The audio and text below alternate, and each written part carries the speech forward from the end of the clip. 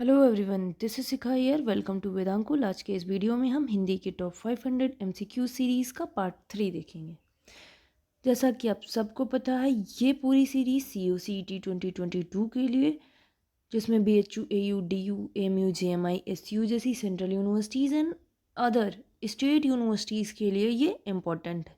साथ ही साथ जिन भी एग्जामिनेशन में आपके हिंदी के क्वेश्चन पूछे जाते हैं, उन सभी के लिए ये पूरी सीरीज़ इम्पोर्टेंट है। आपको बता दें, इस पूरी सीरीज़ का फ्री PDF आप हमारे टेलीग्राम चैनल से प्राप्त कर सकते हैं। आप हमारे टेलीग्राम चैनल वेदांकुल_एडू से प्राप्त कर सकते हैं, जिसका लिंक नीचे डिस्क्रिप्शन बॉक्स में दिया हुआ है। तो चलिए ज़्यादा देर ना करते हुए वीडियो की शुरुआत करते हैं। हमारा आज का पहला क्वेश्चन है, भाषा की सबसे छोटी इकाई है। तो भाषा की सबसे छोटी इकाई क्या है? शब्द, व्यंजन, स्वर या वर्ण। तो भाषा की सबसे छोटी इकाई हमारा वर्ण होता है। वर्ण क्या होता है?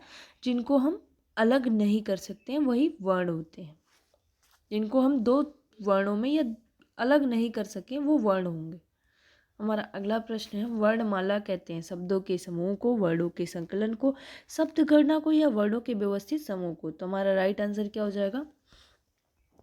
वर्णों का संकलन तो होता है वर्णमाला, हमारा ये राइट आंसर नहीं होगा। वर्णों का संकलन तो होता है, परंतु वर्णों के एक व्यवस्थित समूह होता है वर्णमाला। वर्णमाला वर्णों का व्यवस्थित समूह होता है। हमारा राइट आंसर 4th हो जाएगा। हमारा अगला प्रश्न है, निम्न में से कंठ ध्वनियाँ कौन सी हैं? तो कंठ ध्वनियाँ क्या होती हैं? जिन ध्वनियों का उच्चारण कहाँ से, कंठ या गले से होता है, वह कंठ ध्वनियाँ कहलाती हैं। तो हमारा राइट आंसर होगा क और ख। क और ख का उच्चारण हमारा कहाँ से हो रहा? कंठ से हो रहा। हमारा अगला प्रश्न है, भाषा के स्थान के आधार पर बताइए कि मूर्धन्य व्यंजन कौन से हैं? तो मूर्धन्य व्यंजन कौन से होते हैं आपके? जिन वर्णों का उच्चारण मूर्धा से होता है, वो मूर्धन्य व्यंजन कहलाते हैं। तो हमारा राइट आंसर क्या होगा? ड और ढ। ड और ढ का उच्चारण मूर्धा से हो रहा है। तो हमारा राइट आंसर ड ढ हो जाएगा।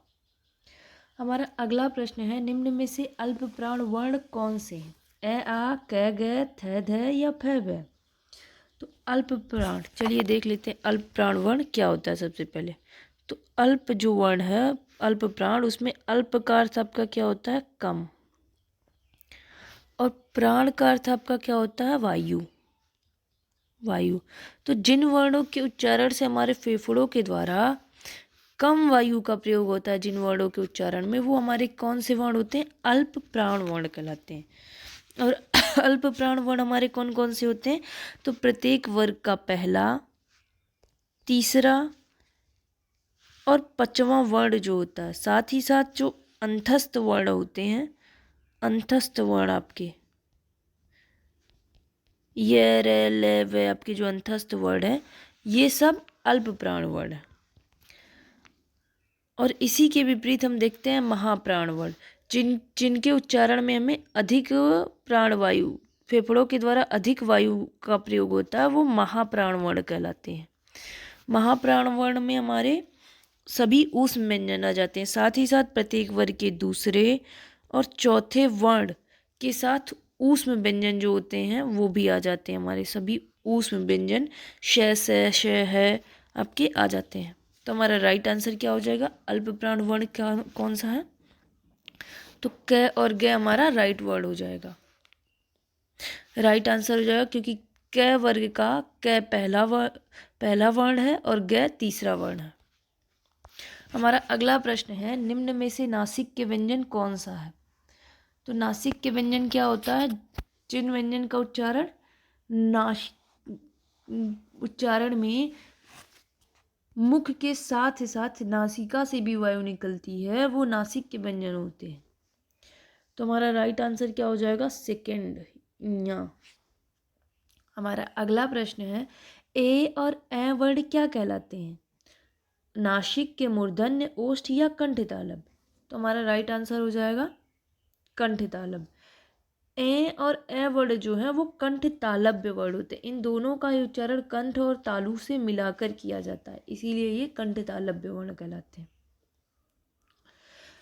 आपको बता दें, आप हमारे वेदांकुल CUCET स्मार्ट कोर्सेज को ज्वाइन करना बिल्कुल ना भी भूलें।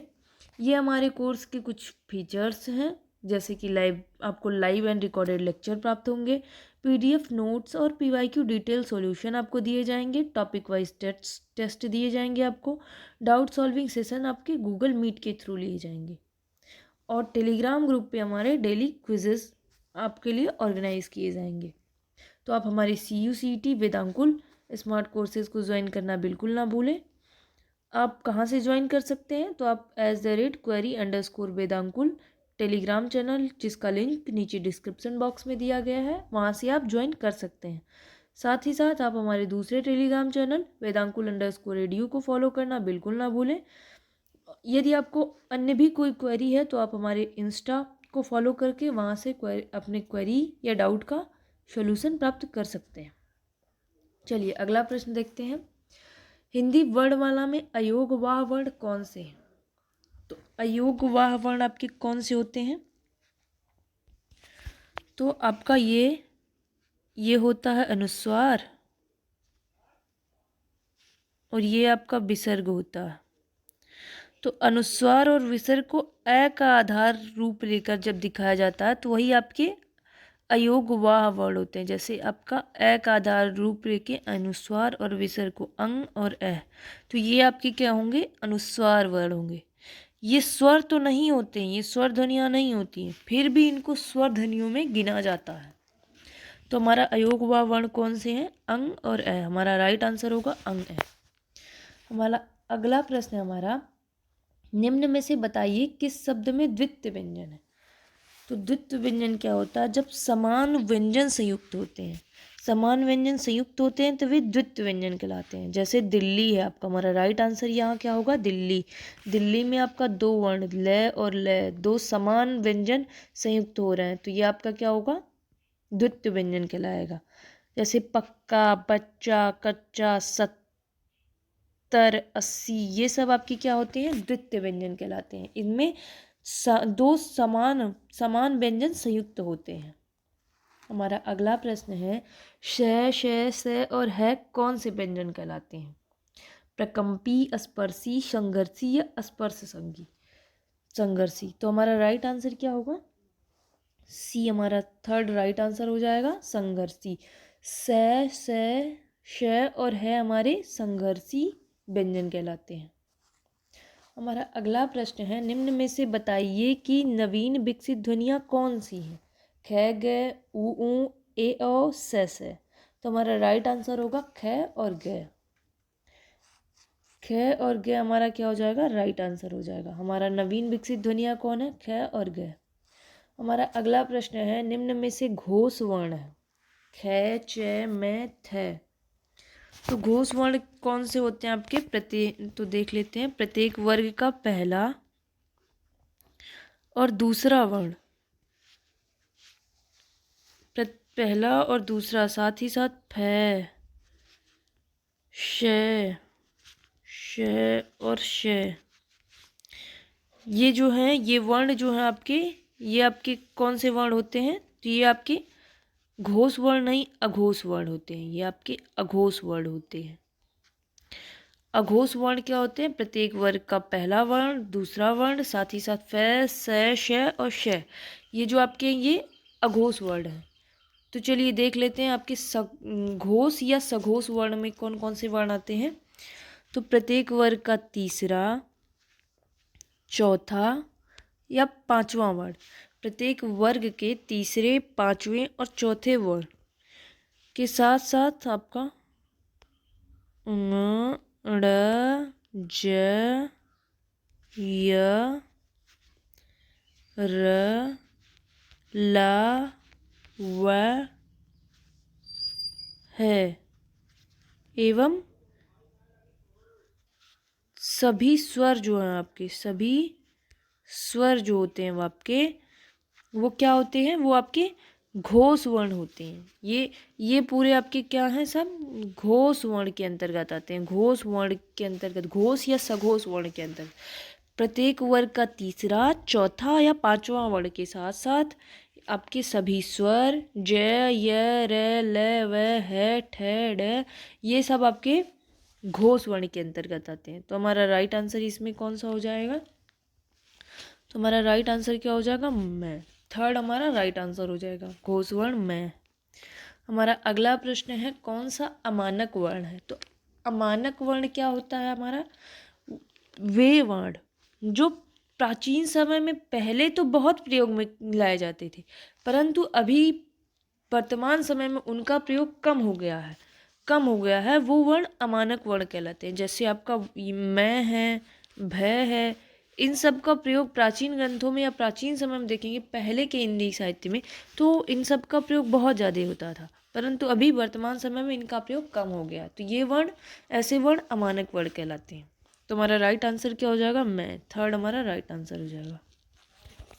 हमारा अगला प्रश्न है कै, गे, ज़ और फे ध्वनियाँ किसकी हैं, संस्कृत की, अरबी फारसी की, अंग्रेजी की या दक्षिणी भाषाओं की। तो हमारा राइट आंसर हो जाएगा बी, अरबी फारसी की। ये सभी ध्वनियाँ हमारी अरबी और फारसी की ध्वनियाँ।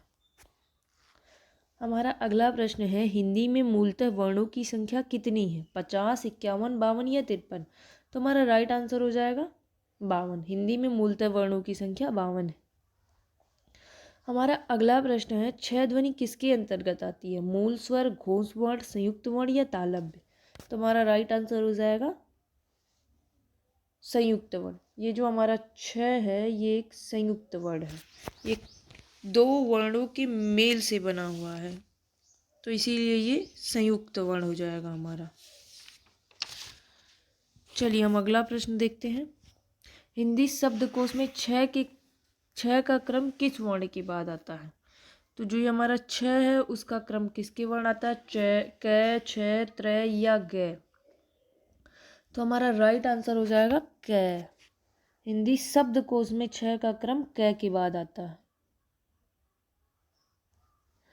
गे वर्ण किस वर्णों के संयोग से बना है, गे वर्ण आपका जो है किन वर्णों के संयोग से बना है। तो हमारा राइट आंसर क्या हो जाएगा, ज और ञ, इन दोनों के संयोग से हमारा गे वर्ण बना। हमारा अगला प्रश्न है अघोष वर्ण कौन सा है। तो अभी हमने ऊपर आपको बताया कि अघोष वर्ण कौन कौन से होते हैं। तो अघोष वर्ण आपके कौन होते हैं, प्रत्येक वर्ग का पहला वर्ण, दूसरा वर्ण के साथ साथ आपके फे, से, श और श, ये सब आपके अघोष वर्ण हैं।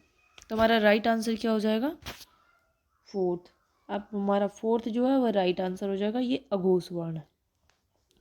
हमारा अगला प्रश्न है घ का उच्चारण स्थान कौन सा है, मूर्धा, कंठ, तालु या दंत।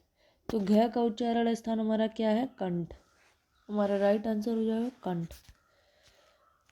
तो थैंक यू एवरीवन।